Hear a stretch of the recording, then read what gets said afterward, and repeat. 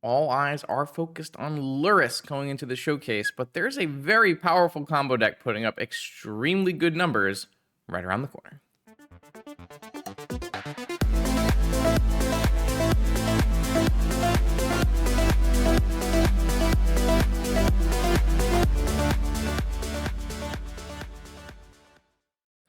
Welcome back, vintage gamers. It's Doomsday time. The logic right now goes like this. Doomsday is favored versus every single deck in the format except for Luris control. So, as long as we can make the Luris control matchup passable, this is one of the best choices you can have for the tournament. With the showcase coming up, I'm a little bit worried because there'll be an increase in Luris control decks, but I am also very, very sick of losing to Jewel, Dredge, and Mono White Initiative, who are all very easy matchups for Doomsday. So, we're going to play some Doomsday today, and what is going to be a recording that I'm going to dub over. Basically, last night I played a prelim versus 4 of the strongest players on the platform with this Doomsday deck, and I'm going to go through it today. You'll see that you don't have to play Doomsday perfectly to win with Doomsday. It is really that strong of a deck. As for the deck list, it's pretty straightforward. The only real difference is going to be these considers. I'm choosing to play 4 considers here. This is going to be the Epic Storm, Bryant Cook teams Doomsday package from Eternal Weekend, where instead of playing Preordain, we're going to play Consider, which is going to help fuel our Delve, as well as let us play a little bit more at instant speed on our opponent's end step, so we can hold up these Bluster Storms. The Delve, the Consider helping fuel the Delve is very important for our sideboard triple Murktide Regent package, which is our pivoting plan versus Luris control. Now, we'll still have some amount of Doomsday in if we play against Luris control, but basically, if everyone is going to be playing blue-black Luris, which is the current trend, they have actual factual 0 removal spells that kill Murktide Regent. That being said, they could, of course, blue-black Luris could, of course, change their removal suite to be able to answer Murktide Regents, but as long as the most recent copy-paste lists don't have answers to Murktide Regent, it makes it a very powerful post-board threat. Against Esper Luris, however, with Swords to Plowshares, it is less strong, but it does still require them to keep some amount of swords in post-board. If they don't keep enough swords in post-board, 3 Murktide Regents can overwhelm those swords, and then if they don't know about the Murktide Regent plan and don't keep any swords in post-boards, then the Murktide Regents are still very powerful. That's going to be the plan today. That's what we're going to do. There'll be a little scuff because I'm going to do a dubbing over recording, but it should also be really nice because I can skip parts of downtime where people aren't making decisions and stuff like that, and we can pause and talk about decisions in detail because it is Doomsday and there were a lot of choices I made and not all of them were correct. I'll see you in round 1. All right, I promised powerful opponents, and round 1 does not disappoint. We've got Juju Bean across the table. I knew a little bit heading into this that it's likely my opponent would be trying out Doomsday, so we have a nice Doomsday mirror to start this event. Doomsday mirrors are challenging in the fact that it can go very long, and the first person to combo is usually at a disadvantageous position. However, the first person to combo sometimes has enough power to just push through what your opponent's doing with counter magic and win very quickly. So it's a very much a tight balance between, trying to play a controlling role in the combo control mirror or jamming through a combo nice and early. So my opening 7 here is not keepable, so we're going to have to mulligan that. 6 is better, but also very risky. I have 2 cards that represent cantrips here, but don't represent actual lands.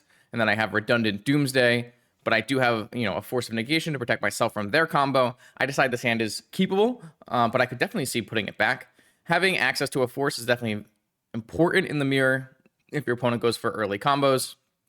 And we do have some amount of gameplay here with our cantrips, and we are just missing really mana to get a Doomsday going.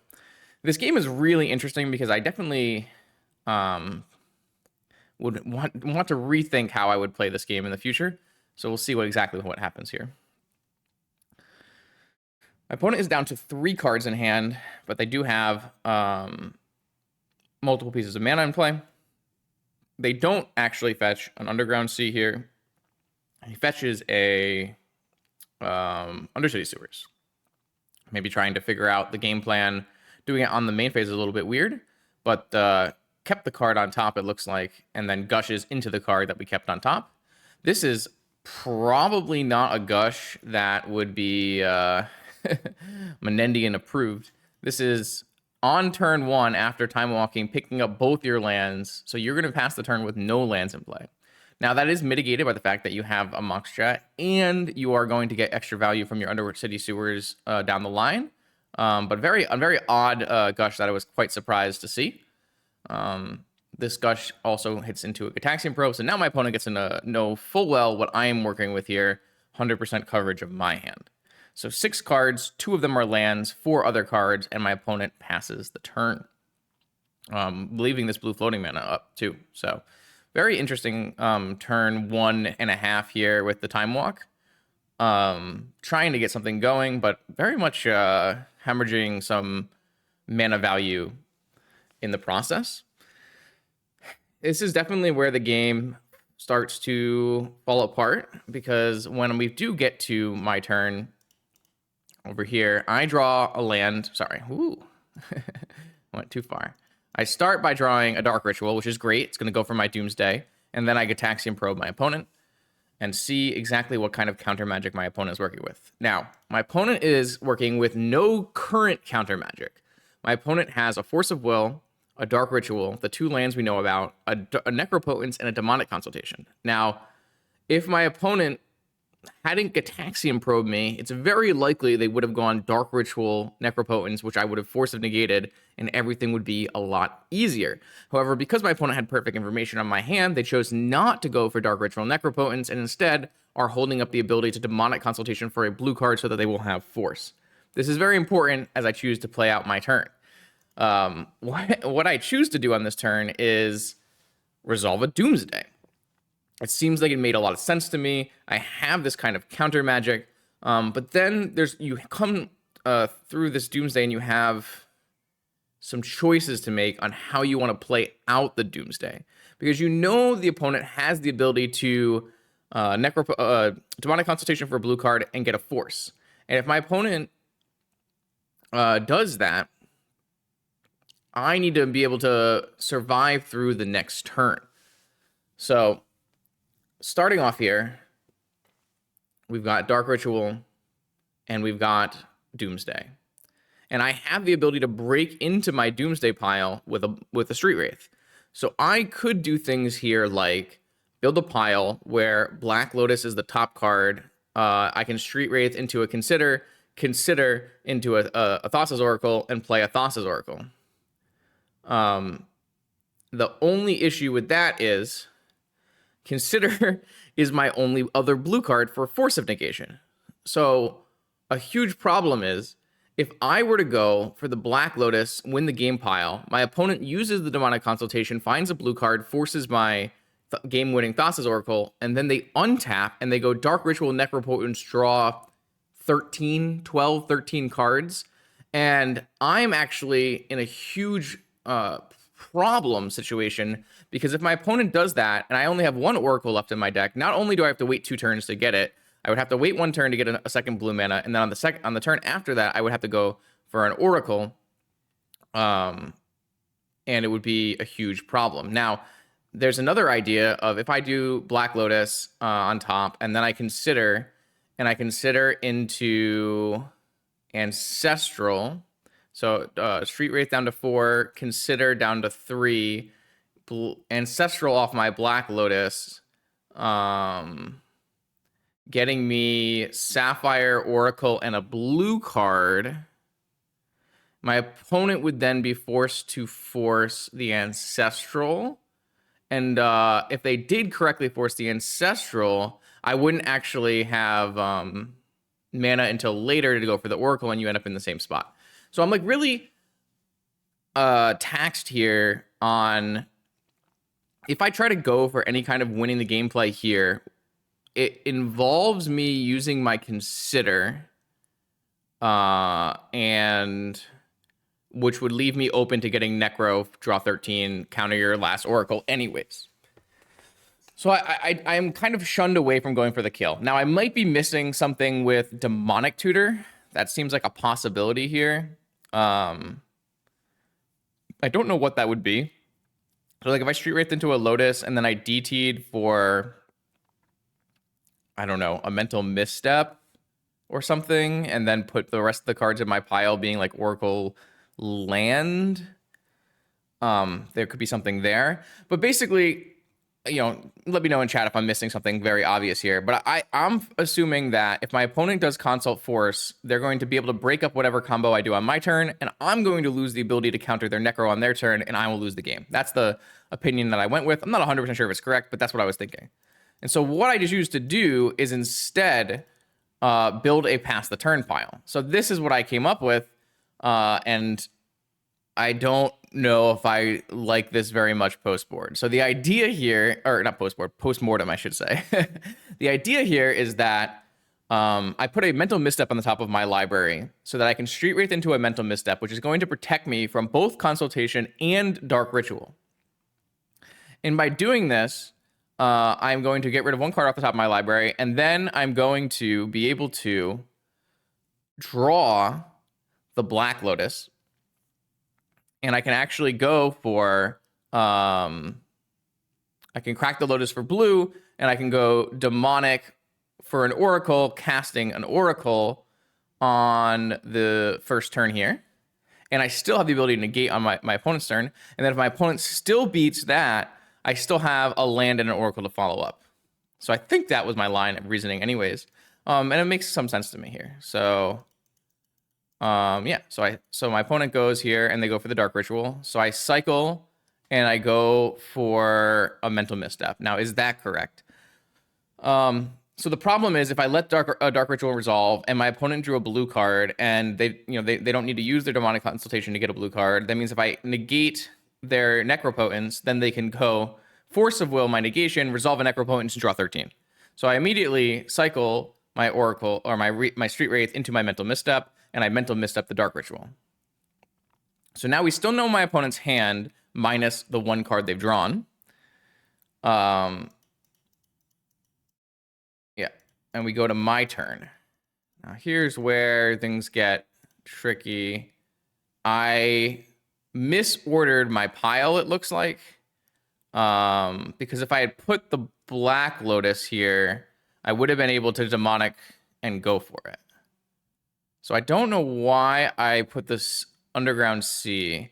I think the reason I put the Underground Sea was so that I could, on this turn, instead Demonic for Lotus and give myself the ability to do anything. If I Demonic for a Lotus here, what I can actually do is on the next turn play an Oracle with Force of Negation back up or something like that. I'm not really sure exactly what I was thinking, but if I had put the Lotus here, I could have at least gone DT for... So I think maybe the reason I didn't do it, because if I go DT Oracle here and my opponent forces the Oracle, it means I still need to wait 2 turns to go for the second Oracle, but maybe that's fine. Yeah, I'm not exactly sure, but I think this is where things start to fall apart. So if I DT for a Lotus here, it means I'm 100% to draw Oracle on the next 2 turns. And on the next turn, I'll have blue, blue, 5 blue. So I could actually theoretically consider into double Oracle as well. That sounds like it's worse than casting negation. But if I yeah, I mean, I feel like if I use my negation now, it's like worse. So I'm not really sure what exactly the plan is here. So yeah, I go to my opponent's turn, they play the thing, and then they pass. And so then I draw one of my Oracles, and I cast the first Oracle. And it turns out that they had drawn a blue card for turn and went for this Force of Will. Now I'm in another awkward situation because I've basically opened myself up to a problem here. And the problem is my opponent still has Demonic Consultation in their hand. So what they can do is at any point they can Demonic Consultation, hope the Ancestral is not in their top 6 cards, find the Ancestral, and then target me. So I really played this probably too conservatively and too slow. I let the Oracle go, and then my opponent still goes for the Consult on Ancestral. And then they go to their turn where they cast Ancestral, and I make another mistake here. I was kind of confused that they cast Ancestral on their turn instead of my turn, or even like I really don't understand why they cast Ancestral in this timing window. it was just a huge mistake on my part, because I could actually pitch cast this negation holding up this Lotus and actually can pay for a Flusterstorm. But this timing window just threw me off, and I made the wrong choices here. But if my opponent just does this on my turn, I can't pitch cast the negation, and it's always 100% going to work. So I was just like very thrown off by my opponent's choice of when they cast this, and I made the wrong call here. I was supposed to just pitch cast this negation, but instead I opened myself up to Flusterstorm. So like, I don't think my opponent's ever supposed to cast this Ancestral at this current point, which is why I was confused when they did, and then I made a mistake and threw away a possibly one game off my opponent's possible mistake. Like, I don't know their other card. They could theoretically have like a Dark Ritual to up the storm count or something like that. But yeah, I got thrown off here by when my opponent chose to cast Ancestral Recall. So, but that's a mistake on my part. Again, if we go back to here, I don't know what was 100% the correct play in terms of building this pile. I don't hate the line of thinking I made, and I didn't really see a good way to try to win the game on this turn, because if like I said, if I force my opponent to go for Demonic Consultation for a blue card, Force of Will, my thing, I won't have the ability to negate their Necropotence. So I think that's game losing. So I think I have to make a slow pile. I just think this slow pile might have been wrong. I do wish I had gone for, I mean, I don't even know. If I had gone for the Black Lotus instant kill, I don't know if they draw a blue card for turn here, is the question. Yeah, so there's a lot of things that happened there. So, I mean, really cool game, though. Really cool game. But yeah, I like I said, I was very thrown off by my opponent's timing window here, and I did not play around the Flusterstorm with the pitch cast. There was really no reason not to play around the Flusterstorm with the pitch cast, because I'm never casting this Consider in the entirety rest of this game, because I have only one card left in my library. So this is just like completely wrong. But for some reason I was just like I said, very thrown off by when my opponent chose to use it.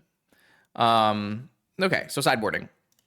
I chose to choose the Murktides in this matchup. I do think that these games go long and are very controlling, and the first person to go for the Doomsday kill usually loses. So the ability to like present a threat and make things happen while being a blue creature just seems like it makes a lot of sense in the Doomsday Mirror to me.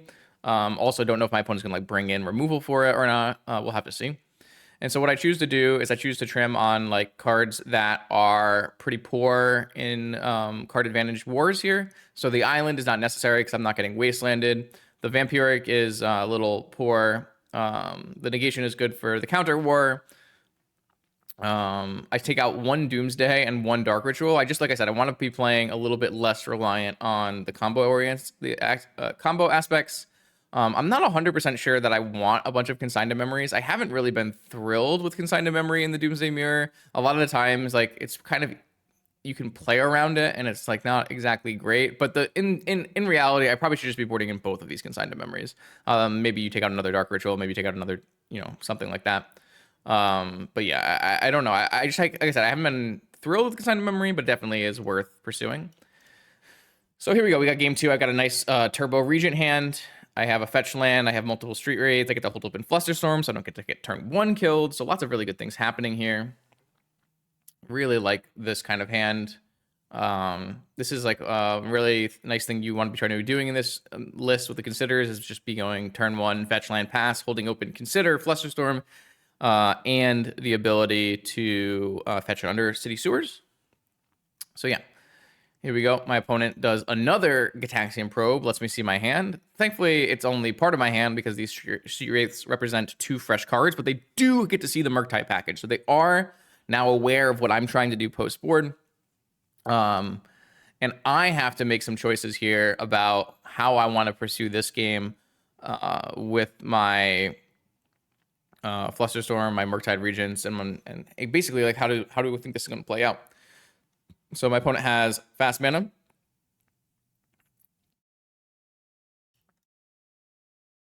Ponder with the fetch land. I believe my opponent did not shuffle, so they took 1 card and then shuffled away the other cards. I don't have the game logs anymore, so yeah. I definitely do not want this Thoughtseize taking my Murktide Regent, so I am going to Flusterstorm if I have to. Street Wraiths get cycled because I could hit like a Mental Misstep instead. But yeah. if my opponent is Thoughtseizing here, I'm going to pretty much have to Flusterstorm this. Obviously, this kind of line leaves me open to my opponent going for a combo kill on the next turn, but I think it's worth it to use my Flusterstorm, get a card in the yard so that I can immediately go for a Murktide. This Force of Negation really helps me shore up the idea of going for a Murktide here, as it means I'm not going to die on the swing back, and I go for this very aggressive Gush, which I kind of was hating on in game one from the other side of the table. But here it's going to be the 5th card in my yard for my Murktide Regent. It's going to possibly draw me into more counter magic. It doesn't. But I get a nice, very large, not a very large, but a reasonably sized Murktide Regent. So this is a 5/5 Murktide Regent as long as it resolves. Obviously, I'm running into possible daze here, but really the only counter magic that stops this right here is 1 daze and 4 Force of Will, and my opponent does not have one of those. So I kind of like force my opponent into an awkward spot. I now have a Murktide Regent. I have the clock. My opponent is getting beat down, and I still have a negation to go for their combo play if it happens. It's very important when I'm looking at this to think about what kind of life total my opponent's going to be at after Doomsday. And there's definitely spots here where if I see my opponent Doomsday, I want to let them Doomsday, lose half of their life, and then kill them with a Murktide Regent. But we have to see when exactly that's going to happen. So my opponent goes into a tank and then passes the turn back without using any mana. I draw a Consider, which I can play on my opponent's turn, so I'm going to play a land and pass. Don't want to show them the Delta, which they don't know about. I'm just going to play one of the 2 lands we are, and I don't think searching for an Undercity Sewers is super likely, as I'm probably going to Consider anyways, so playing out this Underground Sea makes a lot of sense to me. My opponent goes to their turn, and this time they... what do they do? Let's see. This time they cast a Preordain, which is fine. So they are very choked up on mana here. They don't have a lot of black sources to cast a natural Doomsday, so it means they kind of need to have a dark ritual for their Doomsday. And now they're at 12. 12 is not the right number, because it's not a bad number, right? So if they Doomsday and I attack and I put them to 1, it means they can't Force of Will, right? So while 12 isn't a lethal attack number, putting your opponent to 1 definitely has some upsides in this matchup where you just won't be able to play your forces. So you then step Consider. It's a force. I obviously keep a force. This is perfect. And then I go to untap, draw. Now, I don't have any way to do anything right now, but it's worth noting that Murktide Regent gets pumped by other things delving from the yard. So that's something always to keep in mind. I got a Ponder. I found another Force of Will, basically the exact kind of card I'm looking for here, just to make sure that I'm going to get in there and win. And this time I'm going to leave open the Fluted Delta just to represent Flusterstorm, and I would probably get an Undercity Sewers this time. So another reason is because I have 3 forces now. I need 3 blue cards to pitch to my forces, so keeping the Ponder is important for that. And I don't even pitch Undercity Sewers because I just... play around, possible opposition agents or something. Just get this fetch in play, keep this mana up. Don't have to worry about timing windows if my opponent wants to sneak a spell through when I don't have Flusterstorm open or something like that. They do end up going for a Vampira Tutor, which I'm totally okay with. So now my Murktide Regent is definitely going to be lethal. So as long as I don't let my opponent win the game, I will be fine. I don't know if I choose the exact right spells to counter here, but it doesn't really matter as I'm just overwhelming my opponent with the number of cards and the number of counters I have. So let's see what happens. 6 cards in my opponent's hand and they have a Vamp. They cycle. Now they're at 3. They Dark Ritual. I think they cast a Time Walk first or something. I'm trying to remember exactly what happens here. Yeah, they cast a Time Walk first, which I let resolve.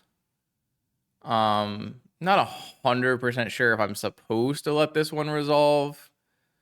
But then they go for a Doomsday. This Doomsday would put them to 1, but I just decided I can just counter the Doomsday. How are they going to win the game?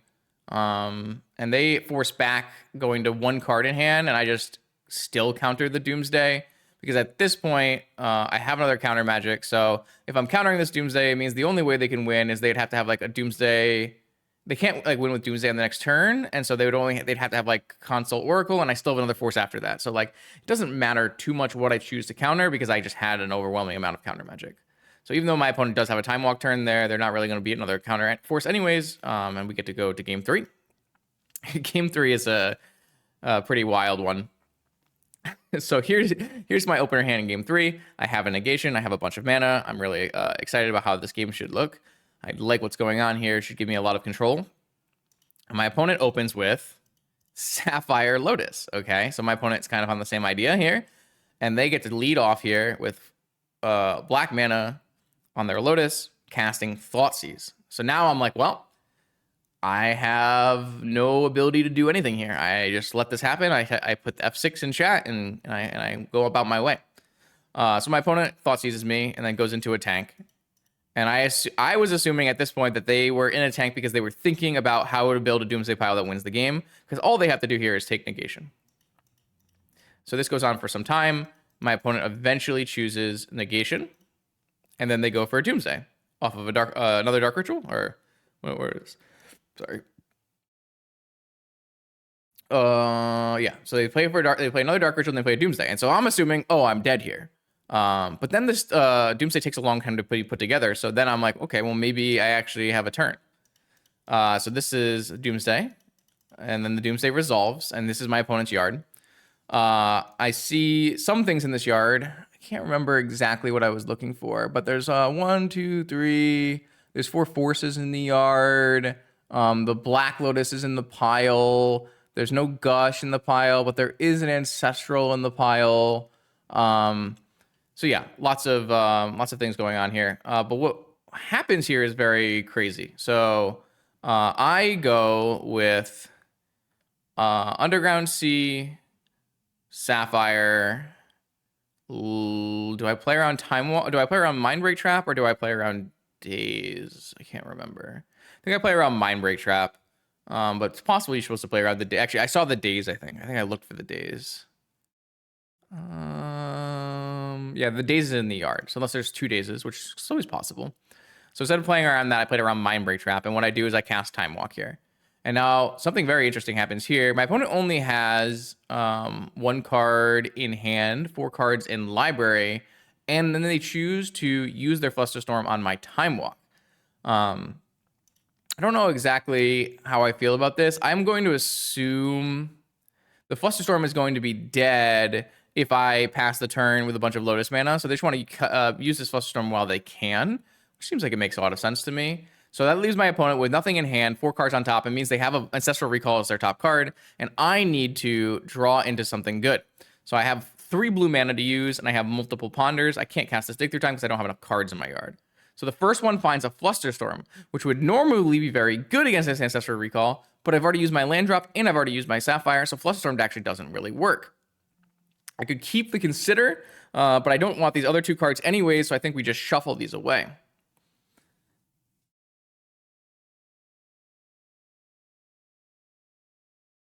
I shuffle these away, and I draw a Demonic Consultation. That doesn't exactly work. Let's cast a Ponder. Wait a second. Now it does work. So if I take this Jet right now, I can cast Demonic Consultation. What does that do for me? Well, one of the things we're looking at here is Demonic Consultation for Ancestral, Ancestral for a Lethal. But my opponent is at 4 cards in hand. And as long as they built their pile in a way, I mean, I have to use my floating mana now. So if I Ancestral, I'm just Ancestraling for my opponent. They're going to untap an Oracle and kill me. So I can't Ancestral right now. So what can I Demonic Consultation for? Well, I can Demonic Consultation for a Force of Will. There's still 4 Force of Wills in my deck. I can just get a Force of Will, pitch my Dig Through Time, and live for a turn. Not the greatest plan, because my opponent will go down to 3 cards after the Ancestral gets countered. And then their 3rd card, they will draw and cast an Oracle. So I'll probably lose, assuming they have an Oracle as their 3rd card down. But it's my only way to buy myself a turn. So I'm going to choose to keep this Mox Jet and go for this Demonic Consultation line. So my opponent casts an Ancestral Recall. I go for Demonic Consultation. Now, what I could do here is, instead of going for a Force of Will, I could get risky and consult for a Mental Misstep. Now, the downside of consulting for a Mental Misstep is, 1, it could be in my top 6 cards. I could lose the game immediately.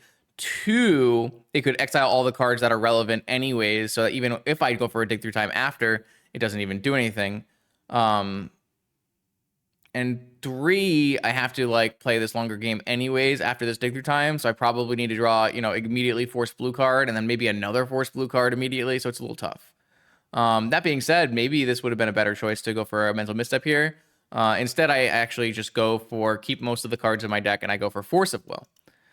Force of Will ends up being like the 8th card down. I actually lose 1 Force of Will to my top 6.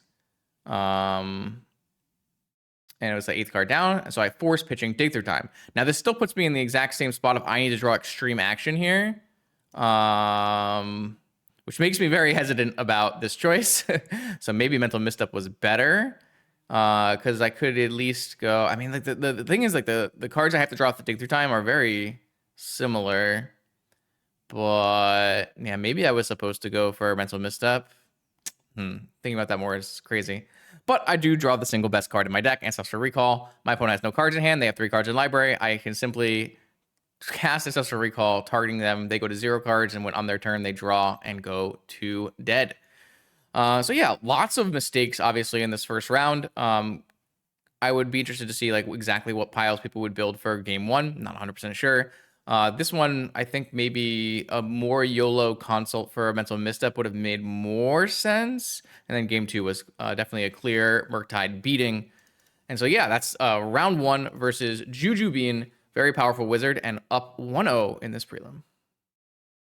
All right, we move on to game 2 here. We're up against Punishing Waterfalls, who I did not realize they were on Luris at the time. I just missed that. But I did know that he was playing CounterTop Brew, which actually sounds like a horrendous matchup for Doomsday. These like not hyper control, but like super controlling decks can be very, very problematic for Doomsday. If you simply pile enough like Flusterstorms, Consign to Memories, and Forces into a deck, it can beat Doomsday. The problem is when you do that, you typically make your deck way too weak against other decks in the format. So here my opponent leads with top and then leads with Counterbalance, and I have a Force. I actually don't have very much after this, but I do have the ability to at least force back again. I can't assume I would ever really win a game if they resolved Counterbalance and top. So here we go. Undercity Sewers. Extra mana. We don't need that. We bin it, and we draw. And it's a Flusterstorm. Not a terrible card. Help maybe protect one of our combos or stop them from doing an Ancestral or something. So not a bad draw. But they do have the ability to spin multiple times and find specific answers, which is going to be challenging. I don't have a land drop, so it's a very easy Gush from here. I was actually worrying when I cast this Gush about Hull Breacher, but my opponent is on Luris. We figured that out later in the tournament. And I hit a Doomsday and a Dig Through Time. And now I'm trying to, at this point, can find out if there is any way I can Dig Through Time before resolving Doomsday, and if I do, is that correct? So I could go here. I could go Underground Sea, Dark Ritual, which puts a 5th card in my yard. I can crack my Lotus and cast Dig Through Time.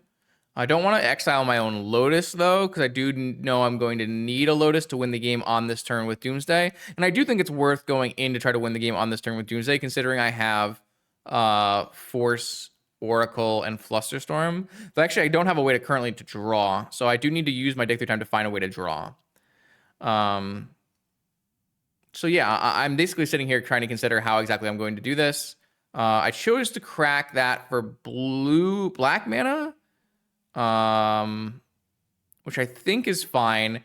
And the reason is because I wanted to put the Dark Ritual in the yard so that I could exile everything except for the Black Lotus. I actually keep the Gush, but there's no reason to keep the Gush, so I probably should have exiled that instead.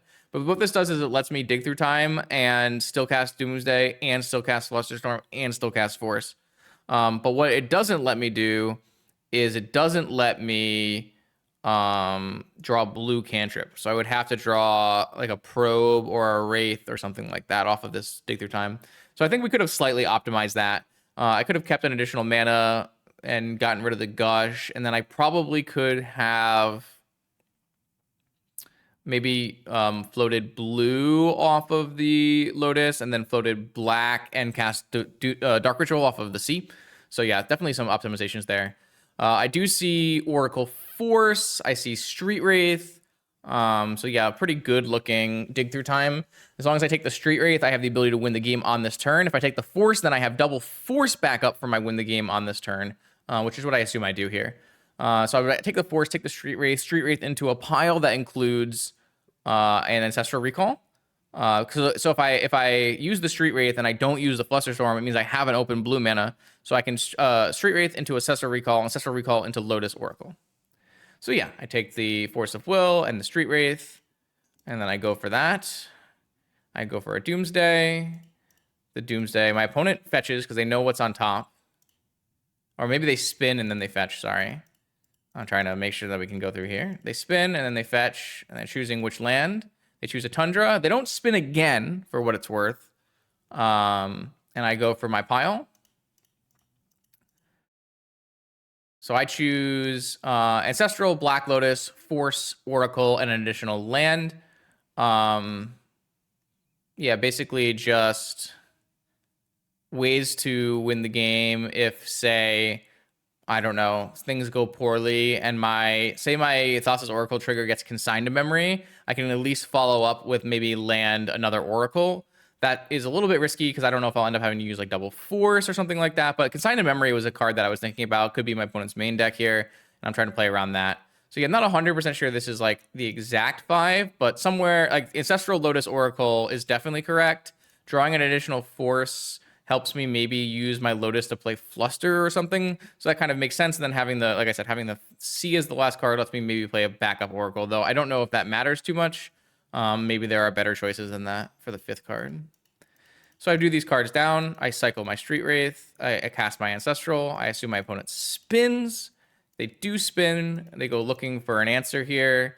If my opponent has a Flusterstorm here, this does get countered. And then I draw Lotus, and I can play my Undercity Sewers and mill a card, if that makes sense. I can't remember the exact order here. Did I go... So I actually put the Oracle and then the Force of Will. So what I can do is I can use my Undercity Sewers if I don't need the Force of Will to put the Force of Will into the graveyard, and then I'll draw into the Oracle faster. I don't know if that's actually better or not, but it does give me some options there. So yeah, the Ancestral resolves, and then the Lotus resolves, and now I have Oracle plus Flusterstorm plus Forces. This is going to be a lock. Yeah. Oh, so my opponent does have my opponent does have a Swords of Plowshares because I am not at 0 cards here. But I have, like I said, I have multiple pieces of counter magic. I can use this Flusterstorm. Not gonna have the mana to use this Flusterstorm later, and they're not gonna be able to counter the Flusterstorm, so it makes sense to just use the Flusterstorm and win the game. So we go into game 2 here. I don't know my opponent's deck list. I just know that they're on countertop stuff, countertop control. I assume with the white that they have Swords to Plowshares, which is a problem. I later learned they also have Pyroblast, so I don't believe I bring in Murktides here.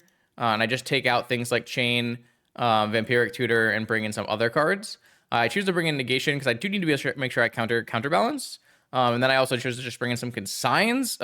Those could theoretically hit a Sensei's top or something like that. Maybe I could replicate Trigger and counterbalance Trigger or something crazy. I'm not sure if those are supposed to come in.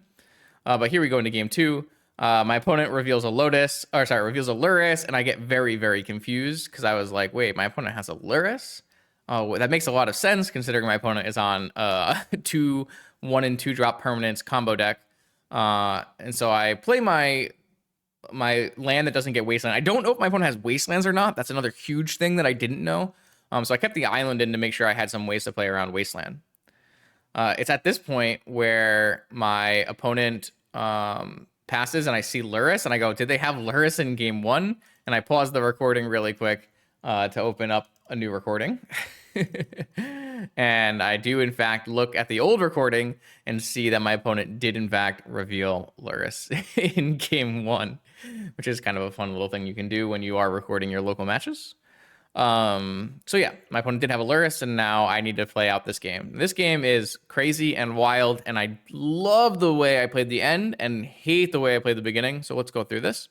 My opponent is playing basically top control, and I feel like I am in a desperate spot. As long as my opponent doesn't resolve a counterbalance, I feel like I'm not locked out of the game, but they can sit here feasibly on tons and tons of counter magic, and it's very hard for me to push through.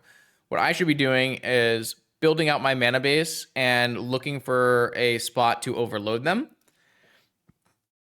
But I end up just playing too aggressively. I don't really know why. I think I just felt pressured by the situation, but I don't need to play super aggressively. So like I have all these lands here and I'm like, oh, I'll brainstorm and then I'll choose which cards are actually good in my hand. Get rid of some of the land drops. But then I'm realizing, oh, wait, no, my whole plan is to make land drops. So like putting back 2 land drops doesn't really make any sense. So I actually don't even crack the fetch here. I can choose whether or not to keep these land drops or not. So I keep my land drop, I play my land drop. It's not like it's that bad. It's just like it can be a higher value brainstorm later in the game because none of the cards I wasn't trying to get rid of any of the cards, right? My opponent casts a brainstorm, that's totally fine. They don't currently have a fetch land. They're basically just going 1 card deeper because they have the ability to rearrange the top 3 with Sensei Stop anyways. So yeah, it's just I think losing value, and it's probably part of the reason why I'm not actually that as good in Legacy as I am in Vintage. Legacy is a lot more about making sure your brainstorms are high value and you're getting lots, eking out a lot of small advantages. So yeah, I'm sure I'd be good at it once I got some more practice in, but definitely not ideal. So this time, like, I don't understand here. I cracked this fetch land, even though I'm drawing a land for turn. Like, I want to draw that land for turn. I don't know why I'm cracking this fetch land. It doesn't make any sense. But that's what I'm saying. I think I played the beginning part of this game pretty poorly. It does mean that I can get rid of this Force of Will because I don't really feel like I need a Force of Will here. I feel like I want cantrips. I want action. I don't need a Force of Will. I will cast this Ponder here. I did end up drawing another land anyway, so this Ponder lets me do some card selection. I can choose cards that matter. So here's another spot where I just like get overly greedy and I make a mistake. I want Doomsday and Treasure Cruise. I want both of these cards. So what I really should do is play I guess playing the Doomsday is hard because I don't have triple black without fetching. What I should really do is just make sure that I can keep the Doomsday without fetching. Because this is like the exact kind of cards I want. I don't even have to Treasure Cruise this turn if I don't want to. But for whatever reason, I fetch here to make sure I have 6 cards in the yard and make sure this Cruise is better. But it just doesn't make any sense. Like, I want the Doomsday. I want this Cruise to resolve. I want to have more mana up. Just really doesn't make sense the way I play this section now. So my opponent does have Pyroblast in their deck, which is a really big problem for me. Because it means I can't really do the Murktide pivot. Pyroblast is a counterspell that also kills Murktide, which makes it really, really hard to ever do a Murktide pivot into them. So I'm actually kind of sitting at this spot like, oh man, I'm really gonna just lose to CounterTop, some kind of brew in this prelim. But we do play out the rest of this game a lot better. So let's see how it goes. But you saw all my reasoning for all the reasons that I hated how I played the early part of this game, just not respecting card quality, jamming into weird spots. Here is just like another nail in the coffin of this control. My opponent just gets to put the Pyroblast that counters most of my deck back on the top of their library, which they can spin and draw into with top. It's just looking extremely bad from here. So from this spot, I'm thinking to myself, how the hell am I ever getting out of this game? And the way I'm getting out of this game is very likely to be an Oracle combo with some amount of counterspells backup. So here, there's like, yeah, I'm going to cast this Dig Through Time. The problem with casting this Dig Through Time is it's going to be, yeah, see, I don't like this either. What I should have done here is I was like worried that I would need this Lotus to combo kill, but I don't. I don't need this Lotus to combo kill. Look how much mana I have. So what I should have done is ate this Lotus so I had 3 mana up. That way I could cast a hard cast negation on the Pyroblast that I know is in my opponent's hand, or they can draw with the top depending on how they spun. So like this didn't make any sense either. I think that was the last point in the game where I was really mad at myself because what I should have done is just exile this Lotus. So this is the second time I've left cards in my yard that I didn't need to leave cards in my yard for. So what I should have done is, yeah, exile this Lotus, use my negation. And that would be the play. Here, though, I'm going to bottom this Dark Ritual because it doesn't do anything and expand my mana base even more. And now I have no fetchable lands remaining in my deck. Every fetch I draw is a dead card, or it's not a dead card because it can go in my yard for various delving, but it's very close to a dead card. So I'm really in trouble from this spot here. But yeah, if I had just ate this Lotus and used my negation, I would have maybe gotten another card out of my opponent's hand, or maybe my Dig Through Time resolves and I can find 2 cards that matter. Lots of really powerful things could be done here. Here's a Doomsday. I like this a lot because it's just a card I can jam and force a counter from my opponent. I am not going to fight over this Doomsday. I'm going to definitely just let my opponent negate that and try to build around a consult kill. But this is like the kind of thing, like if I had simply just waited earlier, it would have been a lot better. So let's skip ahead a little bit. My opponent fetches away. They cast a Dig Through Time. I think a Dig Through Time is pretty game ending, so I'm going to choose to use a negation on it. My opponent, of course, lets that happen, and then I'm untapping here with Consult and Force of Will. I drew another Force of Will, and I'm actually stuck here. I don't want to ever really Consult for like a Doomsday or something like that. It's going to be very hard for me to like make an effective Doomsday pile that doesn't get beat by an opponent having a ton of counter magic. So I'm trying to set up more likely an Oracle kill. My opponent spins and then passes. I go to my turn. On my turn here, I draw a Flusterstorm, which might help me push through a Doomsday, an Oracle kill, so it's not a bad draw either. I, of course, have the ability to use 5 mana and counter anything on their turn if they choose to. They don't. So now they're up to 5 cards. I'm going to be at 5 cards. Similar mana situation. I hold this Jet because I can actually upgrade my Storm count with this Jet later. And I still have the ability to force and fluster on my opponent's turn without it. So I'm going to hold that as like a special extra mana plus Storm. My opponent goes for a Mystical, which I, of course, am fine with. It's going to, they can draw this Mystical right away, but that's okay. I don't remember what this Mystical was for. Ancestral Recall, maybe? Probably Ancestral Recall. I guess that is the downside of this kind of recording, is I don't actually have chat, which has the logs. If I were to use a MTGO recording, I'd have the logs, but then the MTGO recording could break, and it's also harder to jump around in. So this works a little bit better. So my opponent cast Mystical for Ancestral, and then Time Walked into the Ancestral, and now they're going to cast Counterbalance, which I have to force, or I am going to have a very hard time. And then my opponent's going to respond to the Counterbalance with Ancestral. And so this is a spot where I could be in really a huge amount of trouble if my opponent had like a Flusterstorm of their own. But I do see the Storm count is 3, so I can very cleanly Flusterstorm exactly this Ancestral. I could, of course, instead use my Force and pitch my Flusterstorm to counter the Counterbalance and let their Ancestral resolve, but I think that's just playing too conservatively and not in a way that would win the game. This is a very funny interaction here. My opponent has a consigned memory, which I was worried about in game 1, for my Flusterstorm's Storm trigger. So this is going to make sure the Ancestral resolves. Very, very powerful little play right here. The good news here is that this Ancestral is only going to draw 2 cards because they put the Sensei Stop on top. So this Ancestral is drawing top plus 2 unknowns, meaning my opponent is only at 5 unknowns. And I am obviously in a ton of trouble. But my Force here does resolve, and then this ending section is really nice. So my opponent does have a land here, and they have a top here. They have only 1 mana up, and they only have 4 cards in hand. This is probably my best opportunity to have something good happen to me. And something good does happen to me. I cast Ponder, and my Ponder finds Gush Oracle, and that's actually perfect. I think about it a little bit here. Do I need this Gush? Do I want this Gush? And the answer is yes, because the Gush actually represents +1 mana. I haven't made a land drop this turn. So by gushing, I go +1 mana, and I can go Oracle, I can go Console, and I can then also have Force up. So it really doesn't get much better than this. This is my opportunity to win the game. I need to hope my opponent only has 1 piece of interaction left, and I can use my Gush to power out Oracle with Force.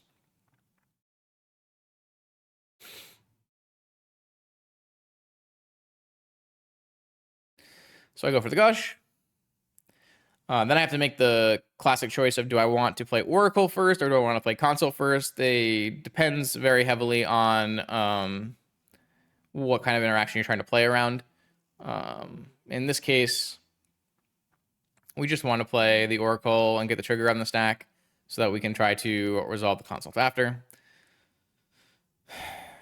Console goes in, and my opponent has a Force. I have a Force, and a Prayer, and a Dream, and it resolves. And then my consult resolves. And I win the game, right? Yeah, I do not win the game. My opponent has a second, I think 2 of 2 consigned to memory, countering my Oracle trigger and winning the game. So we go to game 3. In game 3 here, I do make a weird choice. I do bring in these Murktide readings. Even though I said they're bad versus Pyroblast, I think I simply need more threats. I need to just have a higher density of threats in my deck. So I take out a Ritual, I take out a Consigned to Memory, and I take out a Street Wraith, apparently. I don't really know why. Maybe a second Dark Ritual instead. Just trying to limit the number of cards in my deck that are bad on their own. And we go to game 3. I open up my game 3 hand. I have a nice, really, long game-oriented hand. Lots of lands, not a lot going on. Cast a Ponder. My Ponder sees Ponder land. I think making it so keeping a Ponder and losing a draw to a land is not worth it. I don't know if that's actually true, but my gut instinct was it was not good, and so I shuffled it away and then I drew a land anyways. So now my hand is Gush, triple fetch land, Demonic Tutor. I feel like I'm in a basically impossible state. I don't know how we're ever going to win from here. Very sad. But then an opportunity presents itself. I draw the Doomsday. So I can go all in and go for the win right now if my opponent has no interaction. And I decide it's actually worth doing that. And the reason is because we've already seen from the opponent Consigned to Memory, we've seen Pyroblast, we've seen all of these counter magic spells that cost mana. And my opponent's tapped out right now. So they have to have one of their, 4 to 7 forces. And if they just don't happen to have a force here, then we actually have a chance of winning the game. So I'm going to just pray and believe and hope that this play works. So I just go Demonic, I get Black Lotus, I Black Lotus for Doomsday, I Gush, and I see if that wins the game. So yeah, I choose to go for Black Lotus. Now I don't have to go for Black Lotus. I could definitely Demonic for like an Ancestral, try to play a longer game. I just felt like playing a longer game didn't favor me in this matchup. Felt like playing a longer game would be a problem. Maybe my opponent kept a hand that's like Sensei's Top into Counterbalance or something like that, and then I would be like extremely dead to Counterbalance. So I might as well just jam. So with my jam, I'm going to make a very normal pile of Ancestral Black Lotus. So I Gush into Ancestral Black Lotus, which puts me down to 3 cards, and then I Ancestral down to 0 cards, and I go for the win off that. If my opponent has a counterspell for Gush, leaving Ancestral on top means that I can, on the next turn, cast Ancestral and try to win again. Putting a bunch of Oracles in my pile gives me redundancy against like future counterspells if something doesn't work out. And then I don't know what I do with the last card. I have a lot of lands already. I have a land in my hand already. I could theoretically put like a fetch, but I'm going to actually Gush. So I'm going to have a million lands. I don't need to put a land in my pile. I assume I put some kind of counterspell. I put a Sapphire. That doesn't really, does that vibe? So if I Ancestral, I'll have 2 mana, I'll have 3 mana. I guess a Sapphire lets me, based on a certain counter spells from my opponent, lets me play an Oracle a turn faster or something like that. Because if I Gush back my 2 lands, it's gonna take me 2 turns to play out lands for an Oracle. Whereas if I get something countered and then I have a Sapphire, it would mean that I can go land Sapphire and go Oracle again. So maybe that covers some kind of counter spell. I'm not really sure what it covers. But I don't have a blue card for Force. And it doesn't really make sense for me that my opponent wouldn't force Ancestral or Gush. So it doesn't really make sense to put a force in your pile underneath that. So maybe it's just maybe that was the reasoning I was thinking at the time. So I just go for the win. I have a Gush and I have 5 lands in my hand. So I just have to pray that my opponent does not have a Force of Will. They blind draw looking for a Force of Will and they don't find one. So then I go Black Lotus, then I go Ancestral, I cast Ancestral, I find it, and I go for it. Boom. All right, 2-0, and on to game 3, round 3, I should say.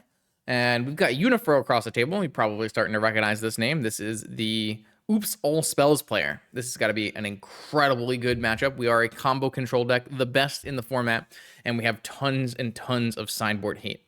Looking at my opening hand of a bunch of Doomsdays, and I know I need Force of Will in my opening hand so that I do not die to the Oops All Spell combo. keep a hand with Flusterstorm and Force, and we're off to the races. Opponent kept a 7. Let's see how it lines up. We got a Mox, if I recall correctly, and then a Mox, and then a land.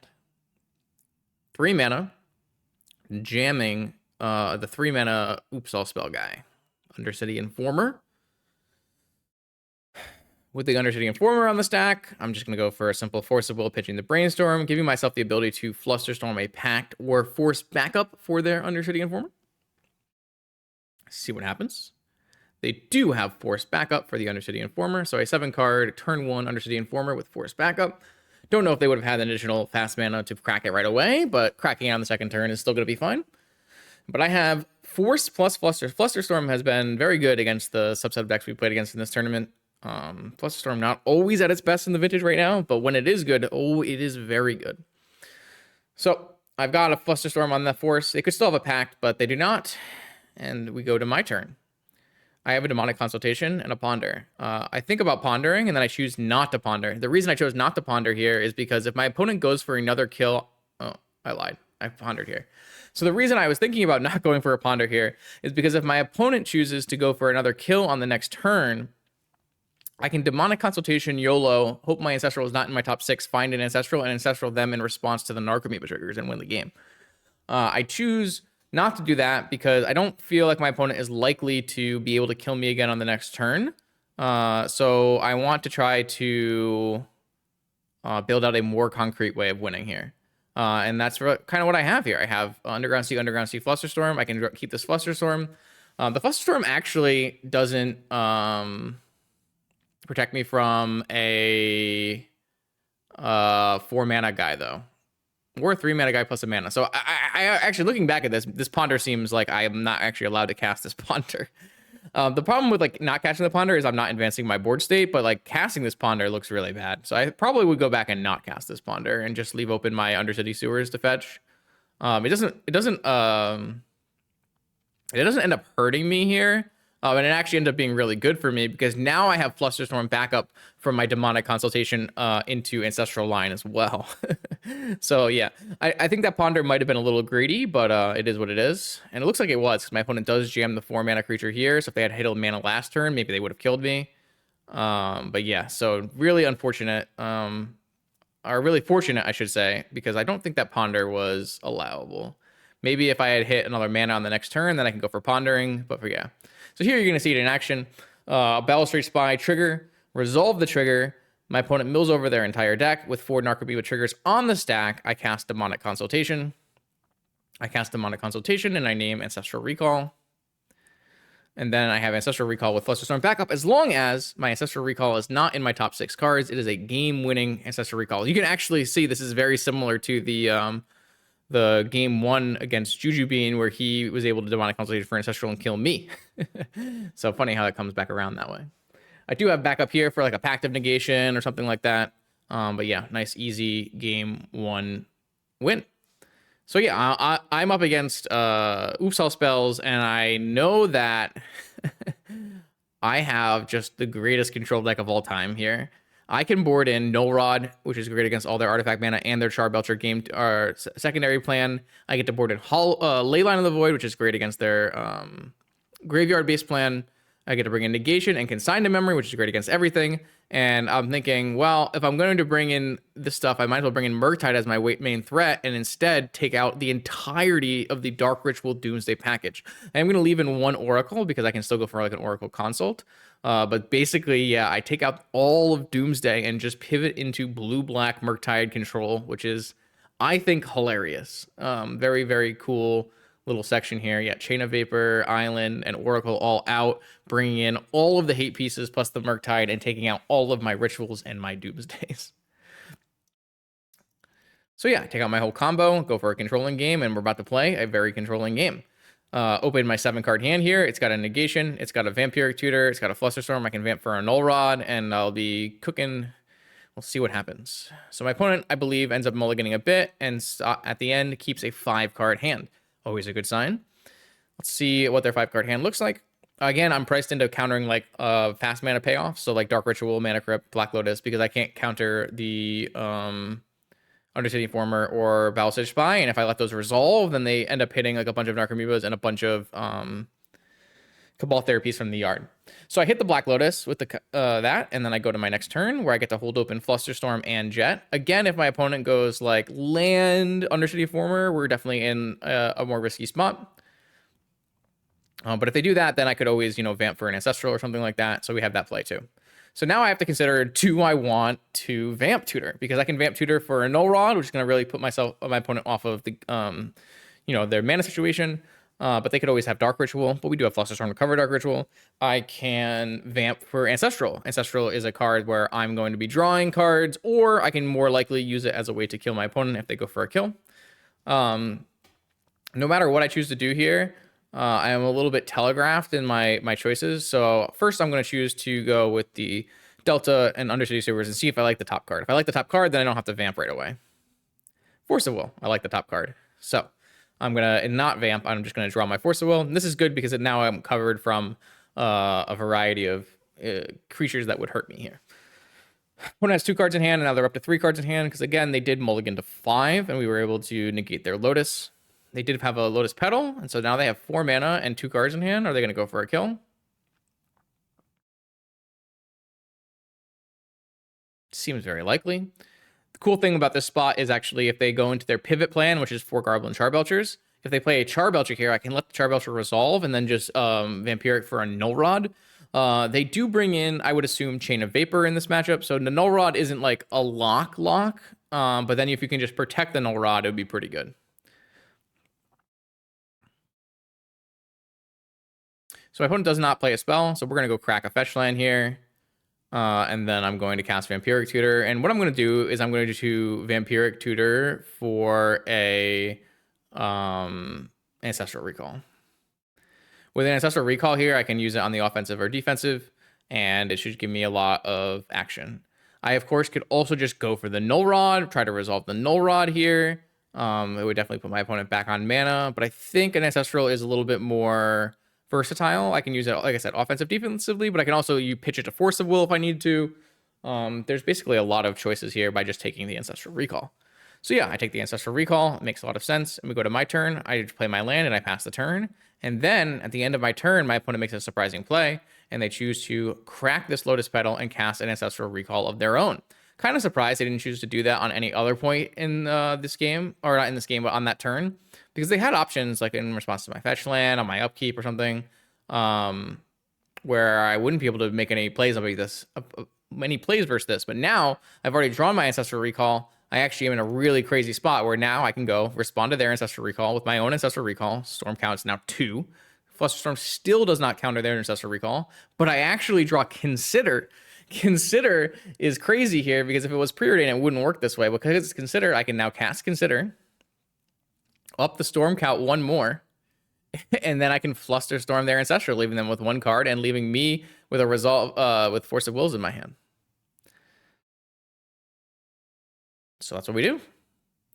Consider, actually kind of a nice little spot for Consider there, where I use it to up the Storm count, make sure this Flusterstorm counters their Ancestral Recall. All right, so my opponent's at 1 card. They're at 3 mana, no blue mana. I'm in a good spot. Like I said, we're playing a long controlling game. My best draw is, of course, a Murktide Regent. Murktide Regent will help end this game really quickly before my opponent can draw out of it. And we'll see what we can do. My turn, I draw land. I fetch right away because I don't have my Understanding Tree, and I fetch because I know I only have 1 fetchable left. So if I were to draw the other fetchable, then I wouldn't be able to use my fetch as a land. So quickly just use the first fetch first, and then we're going to play some draw go. I have enough mana to hard cast a Force, which is really nice. And here we go. We find a Ponder. What kind of action is in our Ponder? Treasure Cruise, Leyline of the Void, Consider. Yeah, that seems like a totally keepable spot. Let's see what we can do. Treasure Cruise.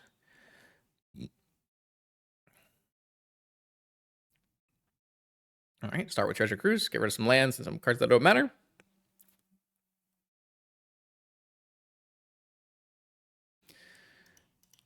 Treasure Cruise on the stack. Treasure Cruise resolves and find another Leyline and some Considers. So we'll hard cast a Leyline. This will give us some protection against an Oops All Spells kill right away. And then once we resolve a second one, it should give us enough protection to never really have to worry about that kind of part of the combo. I'm going to hold the Consider in my hand for at least for a little bit, because it'll be used to be able to pitch to Force of Will. By casting this Ley Line, I actually have the ability to hard cast a Force of Will and still pitch cast a Force of Will, so I'm still 2 counter spells up. And we pass. We go to the next turn. Opponent does hit a blue mana here untapped. Very strong. I have a Consultation. That's not a bad one. It can help me tutor for something if I need to. Let's just play the third Ley Line, because again, we can cast Force, double Force still. So yeah, 3 Ley Lines in a row. Now I'm definitely insulated against combo kill. I can still, of course, like die to flying creatures, and I can, of course, die to a Goblin Charbelcher. Those are the things that I'm most worried about. Here's a Null Rod. With a Null Rod in play, I will limit my opponent's mana and also protect myself from the Goblin Charbelcher. Here I do some thinking about, like, well, do I want to use this mana? Do I want to, use the Lotus and the Jet before the Null Rod happens? I choose to use this Consider to see if it would help me. Take the Consign to Memory, because I know that this can count. Do I take the Consign to Memory? I think I take the Consign to Memory because I know it can counter a Charbelcher. And it's also just a blue card for Force, so I think it's totally fine. And then I play a Null Rod. All right, 5 cards in my opponent's hand. They can't do any kind of Oops All Spells combo me, and currently they can't use this Ruby, and theoretically they can't use this Charbelcher in the future.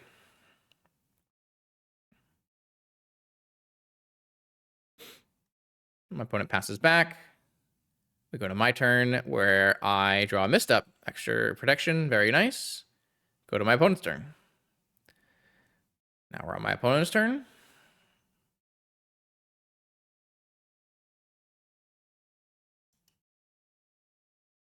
And my opponent does tap out here. My opponent does tap out. And what they do is they cast a Boggart Crawler. I don't have to counter this. I choose to counter this because I want to be able to immediately play a Murktide Regent from my yard. And I don't want to have to deal with a 3-1 attacking me. So I do use a Force on this Boggart Trawler. I don't know if this is correct. In fact, I would say it's likely that this is not correct. But again, I just don't want that. And I actually get rewarded right away by immediately drawing a Murktide Regent. So I draw the Murktide Regent after protecting my yard, and immediately I can make an 8/8 flyer because I have a million spells. So here we go. I make an 8/8 flyer, which is unfortunately 1 short of being very good here, because my opponent is at 17. But like I said earlier, with the Doomsday matchup, if you can put your opponent to 1, it means they can't use forces. So it's actually not terrible, but it's not the best. So here it goes. My opponent taps out again, and this time it's for even scarier spell, Tinker. Now, if my opponent had a Blightsteel Colossus in their deck or a Citadel in their deck or something, I would be forced to force this. But I know my opponent's deck list. They play the same deck list every week, and they have for a very long time. They have tons and tons of games with the exact deck list. So I just let the Goblin Charbelcher get tutored. And I don't think that they have a robot or a Citadel. Now, this is a little problematic because if they have a Chain of Vapor resolving, they can bounce this Null Rod and then kill me with the Charbelcher if they have enough mana. So there is some problems there. We draw a Misty Rainforest, which does nothing because it doesn't have any fetchable targets, because the island is outside of my deck right now. So yeah, I attack for 6, and then we go to my opponent's turn.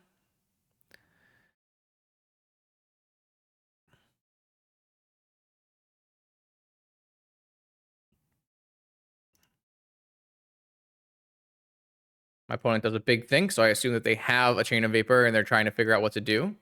I assume this means that they don't have... I don't know exactly what they're missing here. We'll have to see what happens. But they do a big, huge think about whether or not they're supposed to go for it right now.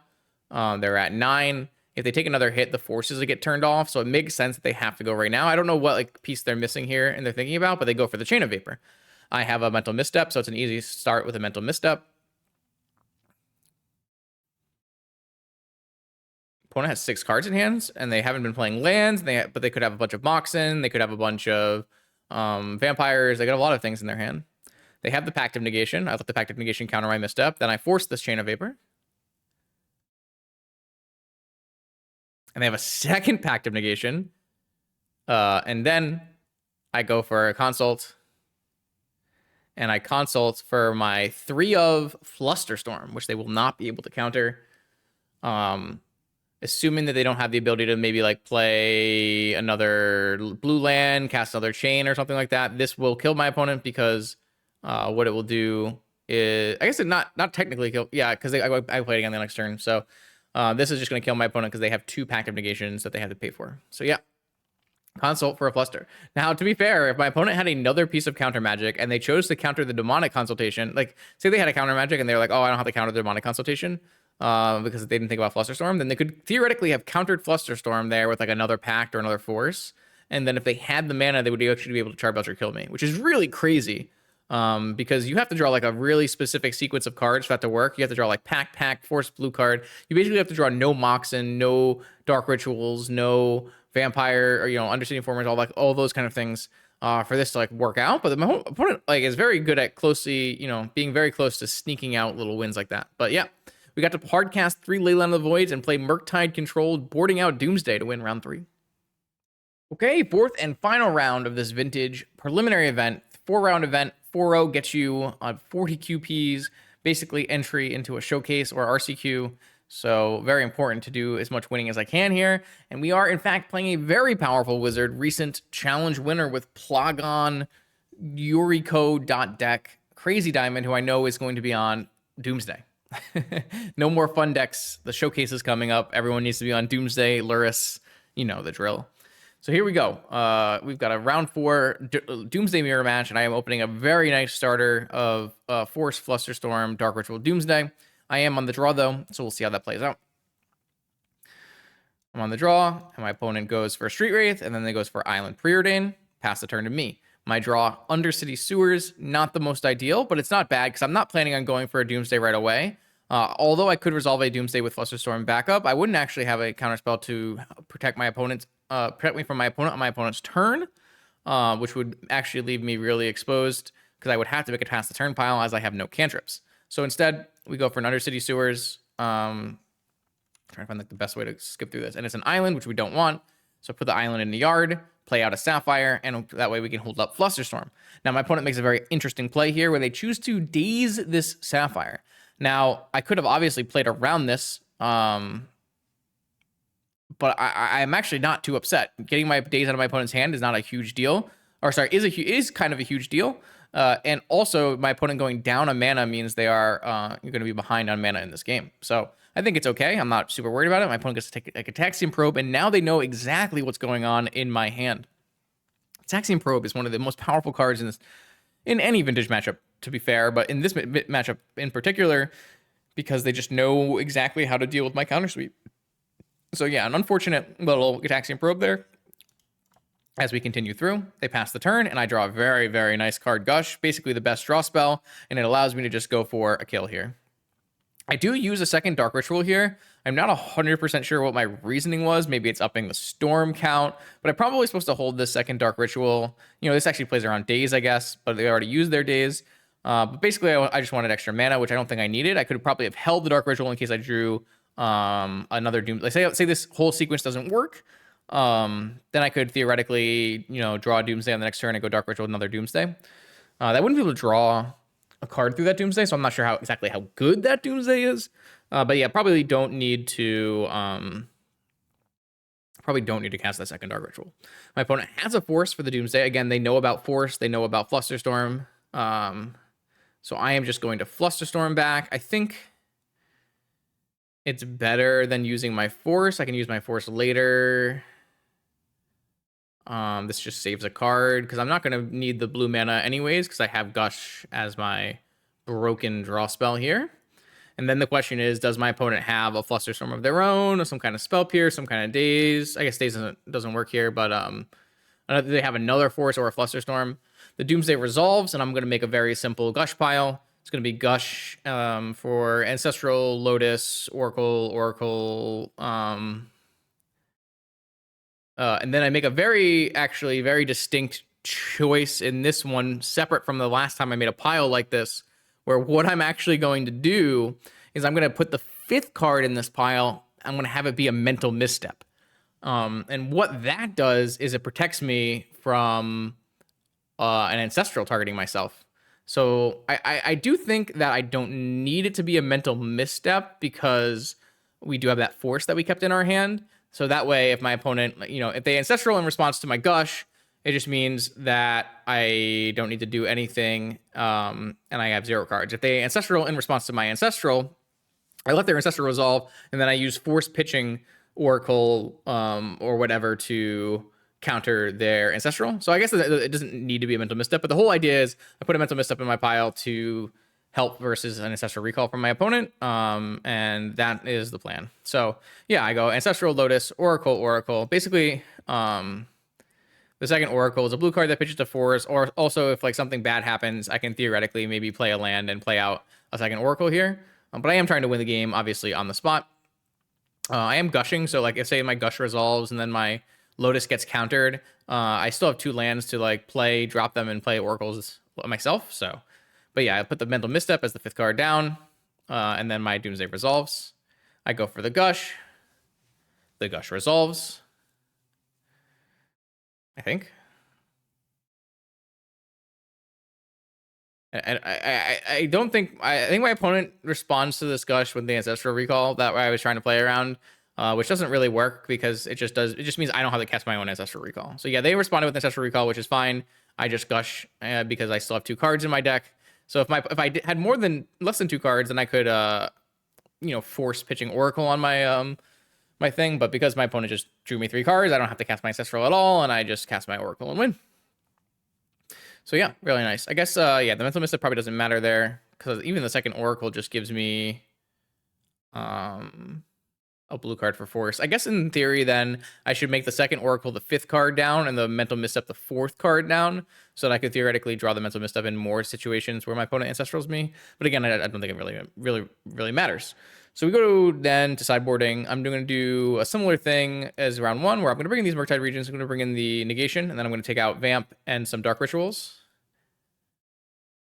I also take out the Chain of Vapor. If my opponent wants to play a Murktide of their own or a Shielded or something, we can match it with our Murktide. So it seems like it'd be pretty reasonable.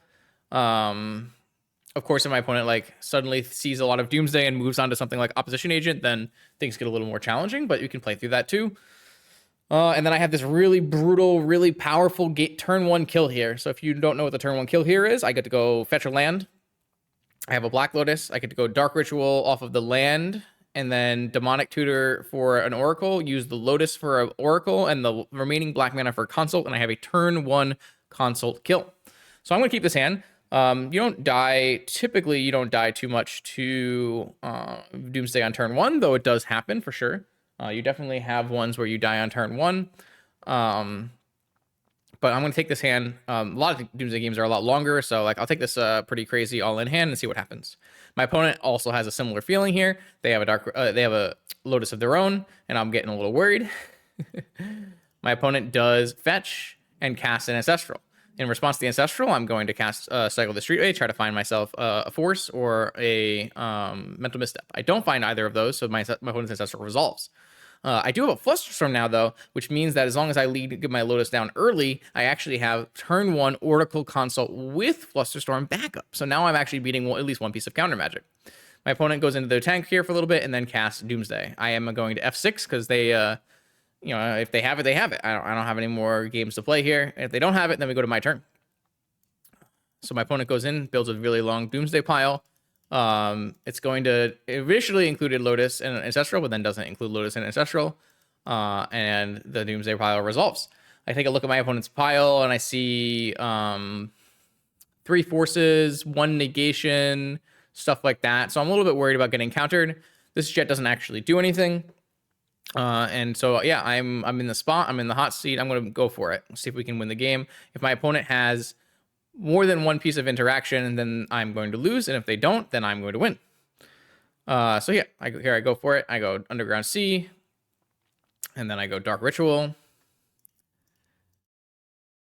With my Dark Ritual, I go Demonic Tutor. With my Demonic Tutor, I get my Thassa's Oracle.